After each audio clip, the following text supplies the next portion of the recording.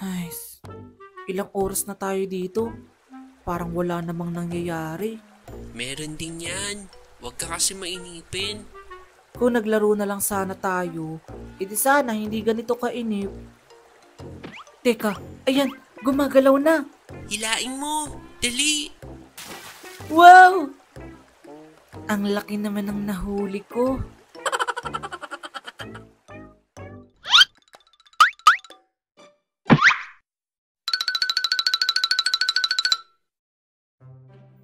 Kalaro. Ito ay kwento kung paano nagtagpo at nagkahiwalay ang landas namin ng kababata ko na minsan kong naging kalaro. Over naman sa landas. Anyway, noong bagong lipat pa lamang kami ng pamilya ko sa lugar kung saan kami naninirahan ngayon, syempre wala pa akong ganong kakilala noon maliban sa mga pinsan kong nakakalaro ko minsan sa kalye.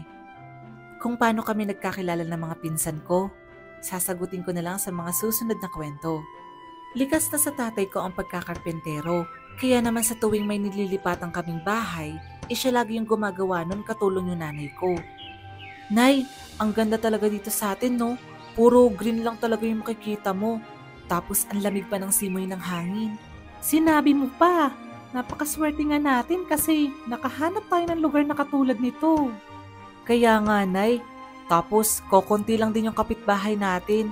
Walang chismosa. Loko ka talagang bata ka. Bakit? Totoo naman po Doon kasi sa dati nating bahay, ang daming chismosa.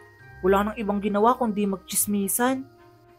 Ay ganun talaga, mga chismosa eh. O siya, sige na. Tuloy na natin to para matapos na agad. Ilang araw din ginawa ni nanay at tatay yung bahay namin. Kaya naman sa mga nagdaang araw na yun, hindi ko maiwasang mabagot. Minsan lang din kasi kami maglaro ng mga pinsan ko noon kasi malayo yung bahay nila sa amin.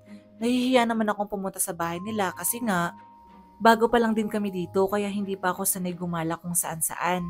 Sa mga malalapit na lugar lang. Pangit. Ha? Sino yun? Makapangit ka naman. Sino ka ba ha? E di hanapin mo. Hmm? Nasaan na yun? Sige lang, magtago ka lang dyan habang buhay. Anong akala mo? Hahanapin kita? Manigas ka dyan. Kayo ba yung bagong tira dyan sa kabila? Ha?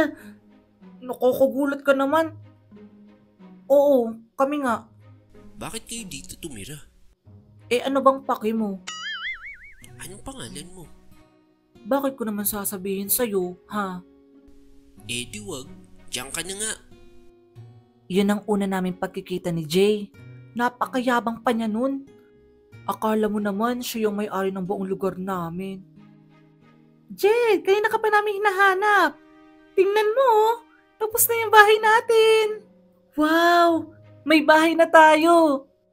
Pumasok ka sa loob, dali. Sige nga, patingin nga sa loob. Wow, ang ganda. Tandang-tanda ko pa yung sariwang amoy ng kahoy nun. Hay, ang sarap balikan. Isang araw, naglalaro kami ng mga pinsan ko sa kalye. Sa natatandaan ko, naglalaro yata kami ng piko nun. Napapagod na ako. Ako din. Sige Jed, uuwi na muna kami Nagugutom na din kasi kami. Ganun ba? Sige, uuwi na din muna ako. Bukas na lang ulit Jed Bye-bye! Ano kayang ulam sa bahay? Naglalakad ako pa uwi noon nang makasalubong ko na naman itong mayabang na si Jay. Ang pangit naman ng nilalaro nyo. Parang pang-ewan lang. Problema na naman nun. At syempre, wala na naman siyang sinabing maganda kasi inasar niya na naman ako. Di ko na lang siya pinansin nun at umuwi na lamang ako sa amin. Sa sahig ulit tayo kakain? Hindi ba kasi natatapos ng tatay mo yung ginagawa niyang lamesa? Huwag kayong mag-alala. Konti na lang matatapos ko na din yun. Isang gabi, habang inaasikaso ni nanay yung hinihigaan namin, May nakita akong alitaptap na dumaan sa harapan ko habang nagmumuni-muni ako sa bintana namin. Ha? Ang ganda. Nay, may nakita akong alitaptap. Nako, huwag mo sabihing susundan mo yun. Malamok na sa labas. Di ba may mga alitaptap din dun sa dati nating bahay? Nagtaka nga ako kasi bigla na lang silang nawala. Ay basta, huwag ka nang lalabas ng bahay. Nanghihinayang man pero hindi ko na din pinilit yung sarili kong sundan yon kasi natatakot din naman ako mag-isa. Sayang, gusto ko pa naman ng isa. Goodbye, class! Goodbye, Ma'am! Pauwi na ako nun galing sa school nang makita ko ulit si Jay. Pero parang may umaaway yata sa kanya. Ano, lalaban ka ba ha? Ano ha? Tumayo ka dyan. Ang yabang-yabang mo kanina. Anong sinasabi mong hindi ba kami tuloy? Bakit? Di ka rin naman tuloy ha. Totoo namang hindi po tayo tumahimik ka dyan. Ano, tumayo ka na. Nilampasan ko na lamang siya kasi isip ko nun, deserve niya naman yun kasi lagi niya din ako pinagtitripan kapag nakikita niya ako. Dinaranasan niya ngayon. Buti nga sa kanya, no? Pero nabago ang lahat ng yun isang araw. Galing ako sa tindahan nun dahil bumili ako ng soft drinks. Naglalakad ako nun nang matisod ako. Sarap talaga ng Royal. Ha? Aray ko! Hala yung soft drinks ko! Buti nga. Bakit mo ginawa yun? Wala lang, tip ko lang. Aray ko naman ate, nakakainis ka. Ikaw talaga? Wala ka nang ginawang matino no? Ako nga pala si Ana. Anong pangalan mo? Papatulang ko na sana yung Jay na yun kung hindi lang dumating yung ate niya. Baka kasi pagtulungan nila ako kung nagkataon eh. Pasensya ka na sa kapatid ko Mabait naman talaga yan. Mabait ba yun? Tinisod ako. Natapon tuloy yung iniinom kong Royal. Ganyan lang kasi ugali niya kasi wala siyang kaibigan. Baka naiinggit lang sa'yo kasi palagi kanya nakikita naglalaro kasama yung mga kalaro mo. Ganun ba? Madami pa kaming pinag-usapan nun ni Ana hanggang sa makarating na kami sa bahay nila. Dito pala yung bahay namin kung gusto mo kaming puntahan. Laki pala ng bahay nyo. Hindi naman. Sige Jed, pasok na kami sa loob. Kanina pa kasi talaga hinahanap ni Mama yang si Jay. Sige, uwi na din ako. Nakaramdam ako ng konting awa nun kay Jay. Baka nga kaya ganun yung ugali niya kasi wala siyang kalaro. O baka naman kaya wala siyang kalaro dahil ganun yung ugali niya. Ay, pinapasakit talaga ng mayabang na yun yung ulo ko. Kainis.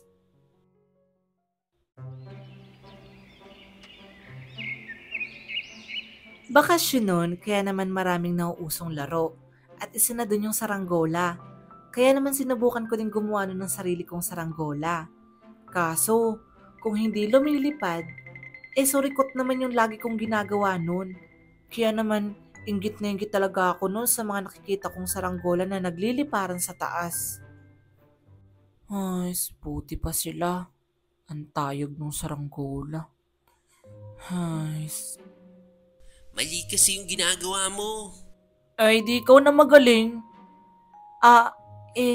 Sorry. Nabigla lang. Kung gusto mo, tuturuan kita kung paano gumawa. Wag na lang. Nakakahiya naman sa'yo. At saka, masakit na din naman yung kamay ko kakagawa kanina. Di wag. Ikaw na nga yung tuturuan. Nag-iinarte ka pa. Lo, galit na galit. Gustong manakit. Lumilipad man yung saranggola nyo, pero mas makulay naman yung gawa ko. Jed, may naghahanap dito sa'yo sa labas. Sino daw ba yun, Nay? May ginagawa ka mo ako. Jay daw ang pangalan. Lumabas ka kaya dito, di ba? Ano na naman bang ginagawa niyang lalaki na yan dito? Hindi na yata talaga ako tatantanan ng Jay na to Anong ginagawa mo dito? Oh, eto. Ginawan kita ng saranggola. Bakit? Tanggapin mo na lang. Yay! May saranggola na ako. Thank you, Jay. Hindi ka na dapat nag-abala pa. Doon tayo sa buron maglaro para malakas ang hangin. Sige. Kahit naiilang pa ako nun, sumama na ako sa kanya. Aba, minsan lang siya maging mabait, no? Kaya sasamantalahin ko na. Saan ka pala natutong gumawa ng saranggola? Sa kuya ko. Galing nyo naman. Mas magaling si kuya kasi may tunog yung sa kanya kapag siya ang gumagawa. Galing naman nun. Hindi na nga lang siya naglalaro ngayon. Binata na kasi. Uy, pasali naman ako dyan. Uy, halika dito. Upo ka. Tingnan mo, sino sa amin na mas magandang saranggola? Siyempre yung sayo. Ako naman pareho gumawa niyan eh. Inaaway ka pa din ba ng pangit na to? Hindi na. Ginawan pa nga ako ng saranggola eh. Aba, buti naman. Kasi kukutusan ko talaga yan. Ewan ko sa'yo. Ito yung sinasabi ko sa inyong pwede natin paglaruan, no? Tignan nyo. Hala, oo nga. Tara, akyatin natin.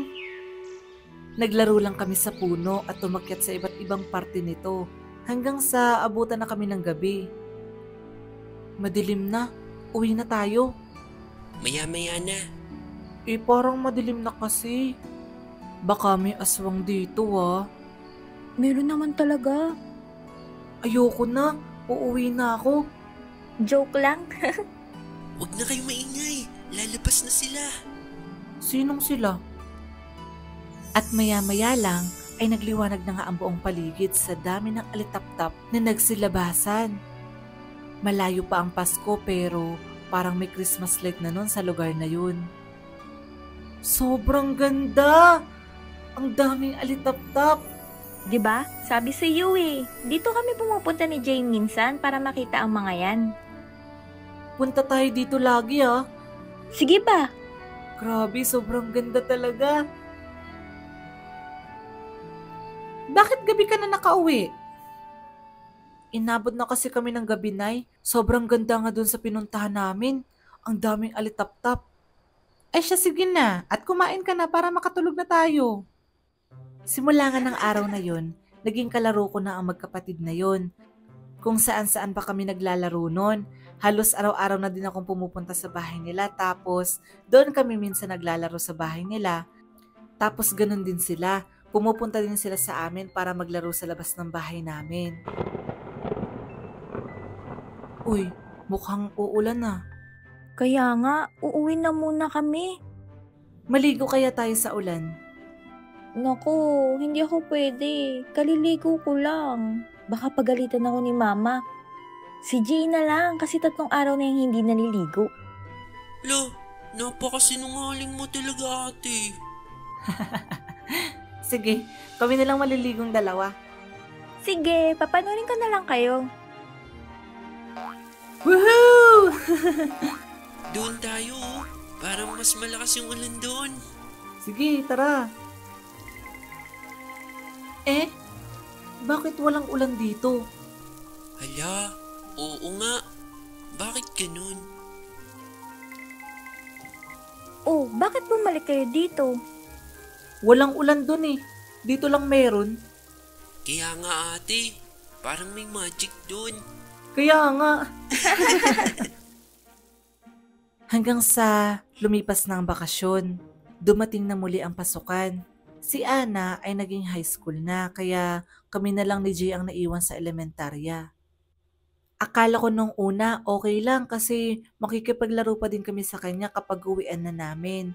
Pero nagkamali ako. Maglalaro kami sa kalye, Ana. Sama ka? Naku, hindi ako makakasama. May gagawin kasi akong assignment eh. Sobrang dami ko pang gagawin. Ganun ba? Sige, kami na lang. Sasunod ka na lang ulit. Hindi na namin ulit nakalaro si Ana simula noon kasi naging busy na siya sa school. Kaya naman simula noon ay kami na lang ni Jay lagi ang naglalaro.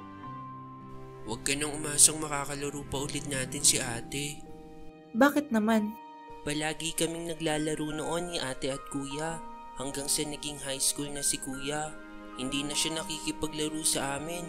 Tapos ngayon, si ate naman. Kaya huwag ka nang umasa na makikipaglaro pa ulit sa atin si ate. Parang yung mga ate at kuya ko din pala. Bakit? Nasaan ba yung mga kapatid mo? Bakit mag-isa ka lang sa inyo? Nag-asawa na yung iba. Yung iba naman nagtatrabaho na sa malayo. May mga pagkakataon din na kasama namin yung mga pinsan ko noon sa paglalaro. Pero madalas na kami lang dalawa kasi nahihiya daw si Jay kapag nandyan sina Insan. Siguro dahil hindi naman sila ganun ka-close. Jed, gusto mo ba mamingwit tayo? Mamingwit? Isang araw, inaya niya akong mamingwit nun sa ilog. Nanguha pa kami ng bulate nun sa labas ng bahay namin kasi yun daw ang magandang ipain sa isda. Ay, ilang oras na tayo dito. Parang wala namang nangyayari. Meron din yan. Huwag ka kasi mainipin. Kung naglaro na lang sana tayo, edi sana hindi ganito kainip. Teka, ayan, gumagalaw na. Hilain mo! Dali! Wow! Ang laki naman ng nahuli ko. Madalang pa yata sa patak ng ulan yung nahuhuli naming isda noon. Sobrang liliit pa. Kaya naman minsan, ang pinagkakaabalahan namin noon ay gumawa ng sarili naming laruan na gawa sa kahoy. Ano yung ginagawa mo? Eto ba? Gumagawa ko ng kotsi-kotsihan. Ikaw ba? Ano yung ginagawa mo? Eto? Robot to. Robot ba yan o maligno? Nahiya naman ako sa kotse mo, mukhang kariton. Sira. Sinong kariton sa atin ngayon? Sa akin nga nakasakay ang maligno. Robot mo eh. Maglakad ka na nga lang. Dami mong sinasabi. Pikon ka lang eh. Hehehehe. At dahil naging paboritong lugar namin yung hardin ng mga alitap-tap, gumawa na din kami ng dampa doon. Grabe no, napakaganda talaga dito. Alam mo ba, may kwento si mama tungkol sa lugar na ito. Ano yun? May diwata daw na nakatira dito, kaya madaming alitap-tap. Totoo ba? Paano naman nasabi ng mama mo? Kapag dumaan daw si mama dito noon sobrang bango daw ng naaamoy niya. Pero wala namang tao, kaya sabi niya may nakatira daw ditong diwata. Parang hindi naman yata mabango. Wala akong naaamoy kundi yung kaasiman mo. Loko ka. Kala mo naman ang bango-bango mo, amoy araw ka naman. Totoo naman Dito na ako. Bye-bye. Bukas ulit. Pero nagising na lang ako isang araw na nabago na ang lahat. Wala nang kalaro. Kung bakit? Dahil high school na din ako. Magkaiba na kasi kami ng pinasukang school at tulad ng kapatid niyang si Ana, naging mahigpit na rin sa amin ang oras dahil kung hindi projects, puro assignments na yung inaatupag namin.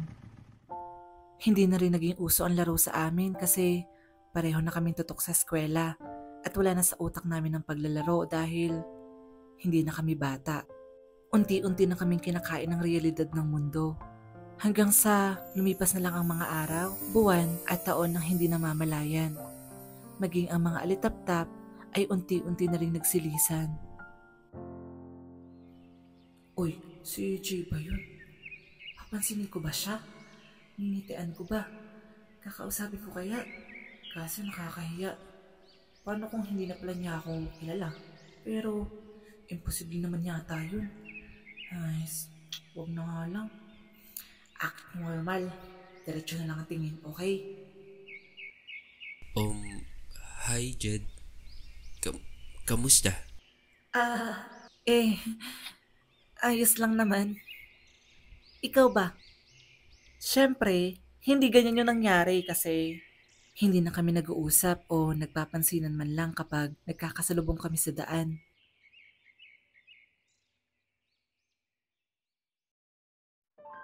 Ay, ang boring. Bakit ba kasi wala man lang akong kalaro? Kapag pumunta ako sa kalye, hindi naman ako sinasali. Kapag nasa school naman, ganun din.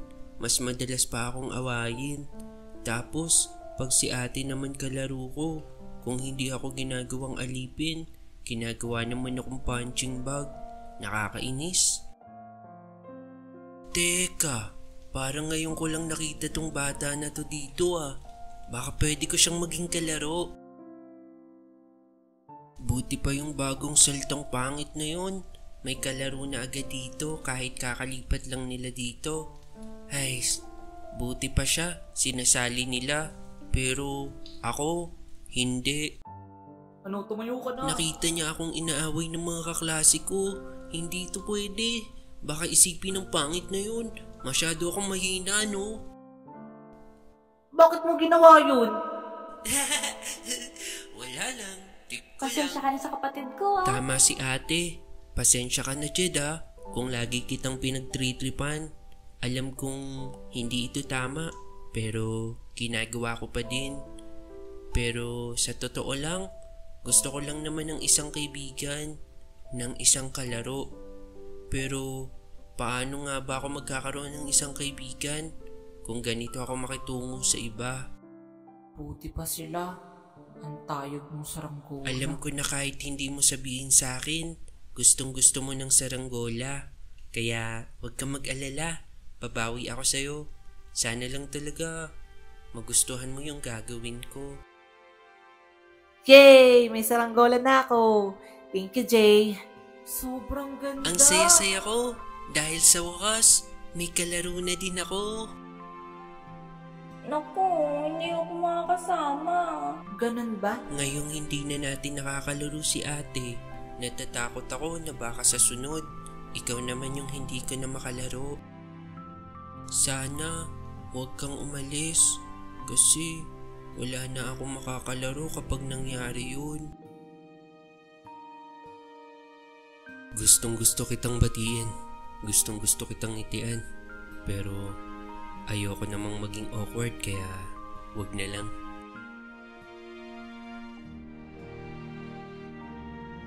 Kamusta ka na kaya? Ang tagal na din nun nung huli tayong nag-usap at naglaro. Ang liit-liit pa natin nun. Ay, gusto ko na lang maging bata ulit. Ang dating magkaibigan ay naging mga estranghero na hindi na dumadaan sa magkaparehong direksyon. Malungkot man pero may mga bagay tayong hindi mapipigilan. Siguro nga hanggang dito na lang ang lahat. May mga taong dumadaan lang din tulad ng panahon at nag-iiwan ng mga alaalang babaunin natin hanggang sa pagtanda natin. Hanggang dito na lamang. Paalam na muna sa ngayon at magkita muli tayo sa susunod nating kwento.